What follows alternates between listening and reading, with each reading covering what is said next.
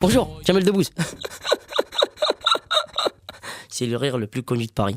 Et oui, ça je le sais bien, c'est mon rire. Ça va bien, monsieur Francis Zamponi? Ça va pas mal, ouais. Ça marche bien dans l'ensemble, vous êtes content, heureux, la vie est belle? Je suis pas malheureux. Pour l'instant, ça va bien? Ouais. Ben, comme on dit chez moi, Alhamdulillah. Alhamdulillah. Ah, comme vous le prononcez bien, comment ça se fait? Ah, parce que j'ai beaucoup entendu. Ah, vous êtes né en Algérie aussi? Ah, vous avez Ça joue aussi. tout deviné, oui. Moi, je suis un professionnel. On prépare un minimum consciencieusement notre émission, sinon on passe pour des baltringues. Ah, il vaut mieux pas. Vous aussi, vous préparez consciencieusement quand vous toujours. travaillez? Toujours. Vous avez passé combien de temps à Libération? On va droit au but, hein. On ne parle pas de temps aujourd'hui. Pas besoin de dire que vous êtes un journaliste indépendant, parce que tout le monde le sait. Pas besoin de dire que vous avez été l'auteur de plusieurs livres sur la police, parce que tout le monde le sait. Tout le monde, oui. Qu'est-ce qu'on n'a pas pu, qu'est-ce qu'on a oublié de dire? Bon, pour l'instant, professionnellement, vous avez tout dit. Pratiquement. Oui. Bon, on va revenir. De toute façon, Ouais. on a 1 heure à passer ensemble. On est jusqu'à 19h. J'ai le temps de vous saouler. Vous avez passé combien de temps à Libération? 12 ans. 12 ans à Libération. Ouais. Enfin, 2 ans à Lyon. Il y avait une édition de Libération à Lyon. Ouais. Et puis 10 ans à Paris. C'est beaucoup. Et pourquoi vous êtes parti? Parce que j'aime bien changer aussi. Parce que Serge Julie, il est sympa, mais il sort des sales blagues aussi. Au bout d'un moment, ça doit être relou. Oh, il n'est pas tout le temps à Libération. Hein. Mais il est souvent là-bas. Il est beaucoup ailleurs aussi. Hein. Vous êtes mis à écrire des livres sur la police, mais pourquoi sur la police? Alors pourquoi? C'est parce que c'est le côté mystique des voyous qui vous intéressait, ou c'est parce que, je sais pas, moi, c'est la police en elle-même qui vous intéresse? Ouais, ça m'intéresse pas mal parce que je trouve que c'est quand même important dans la société où on vit. Hein. La police? Oui, on la voit en uniforme, elle est en civil aussi, on la voit pas.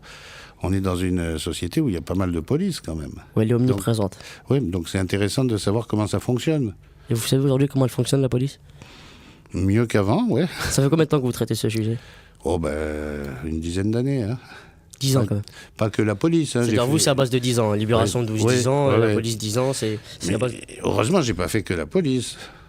Vous avez fait, oui. Oh, ben, un peu de tout. Mais Quand on est journaliste, oui, on fait mais un peu...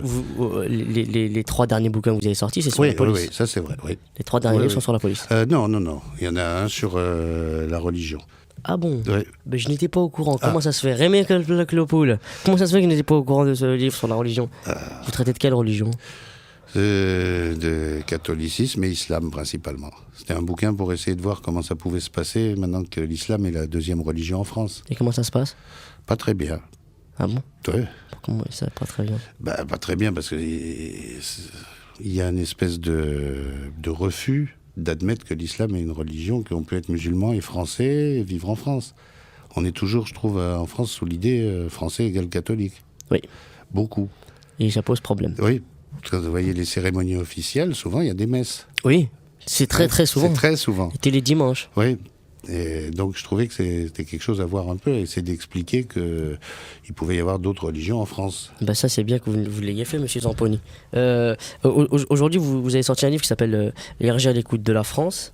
Vous approfondissez plus le côté police mystique, ce que j'appelle moi le côté police mystique, Ouais. la police qu'on ne voit pas quoi. Et il y a plein de trucs super intéressants dans ce livre. Il y a plein de trucs hyper croustillants, des trucs que nous on ne sait pas. Nous les gens normaux nous ne savons pas, nous ne sommes pas au courant. Il y a quoi qui vous a frappé vous après avoir écrit ce bouquin? Il y a peut-être un truc qui vous a choqué au courant de votre enquête?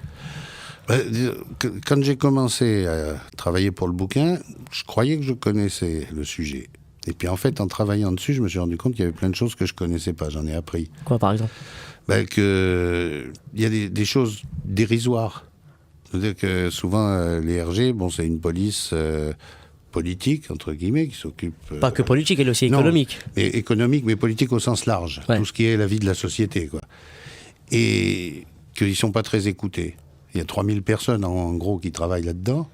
Et puis des fois, on se demande à quoi ça sert, les renseignements qu'ils amènent. Donc, vous voulez dire que les RG n'ont pas de poids ici aujourd'hui dans notre société? J'ai pas l'impression qu'ils en aient beaucoup sur certains sujets. Je prends par exemple les banlieues. Ouais.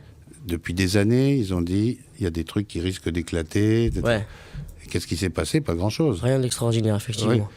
Comme il y a, je sais plus, un moment, les RG ont travaillé sur ce qu'ils appelaient les sans domicile fixe, Ouais. les sans-papiers. Ouais. Ils ont dit, il risque d'y avoir des problèmes. Il y en a eu, il y a eu les chômeurs qui ont Ouais. occupé. Ouais, bien sûr. Si on les avait un peu écoutés au moment où ils ont dit ça, peut-être qu'on aurait évité une crise. Et vous voulez dire que les RG ont prévenu à un moment donné qu'il allait y avoir des bricoles dans les banlieues, genre Vaux-en-Velin, tout ça. Ils avaient prévenu ça avant Oui, et personne ne les a écoutés. bah, pas vraiment. KX. Le KX. Vous écrivez qu'en 84, Pierre Jox avait dit qu'il n'y avait pas d'écoute téléphonique, ça n'existait pas, que ce n'était pas possible. Et il a démenti après.